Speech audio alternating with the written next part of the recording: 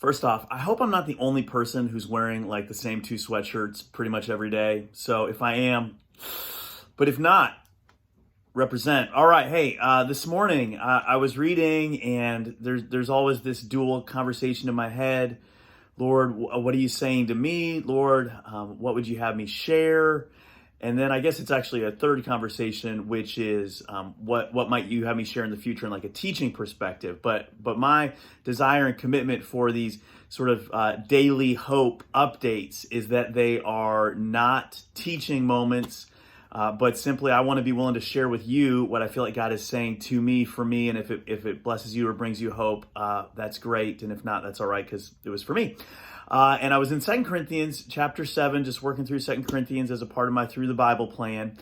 And at the middle of chapter 7, there's a great verse that says, "Godly sorrow brings repentance, but worldly sorrow leads to death."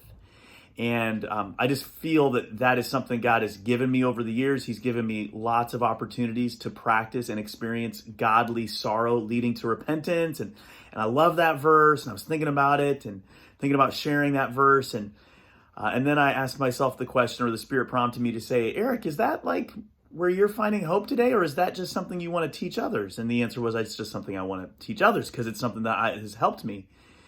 And so I said, "Okay, Lord, what are you trying to say to me?" And I went back to the beginning of 2 Corinthians 7, and I just started reading in verse 1. It was like, this is what God wanted to say to me. So here's what he wanted to say to me today. 2 Corinthians chapter 7, verse 1. "Since we have these promises, dear friends, let us purify ourselves from everything that contaminates body and spirit, perfecting holiness out of reverence for God."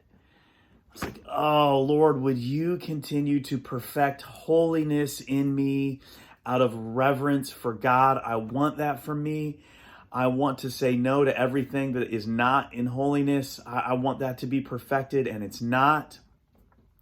And so I just took time to recommit and say, Lord, I want your best for me, and help me to choose holiness.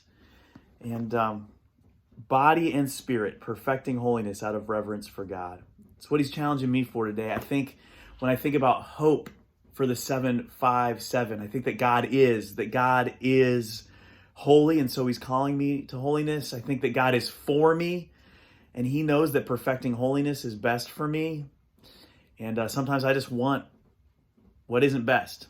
And so I'm wrestling with that. And if you are, I pray that you will take that challenge. Maybe you'll read 2 Corinthians chapter 7, and that together we will purify ourselves from everything that contaminates body and spirit, perfecting holiness out of reverence for God.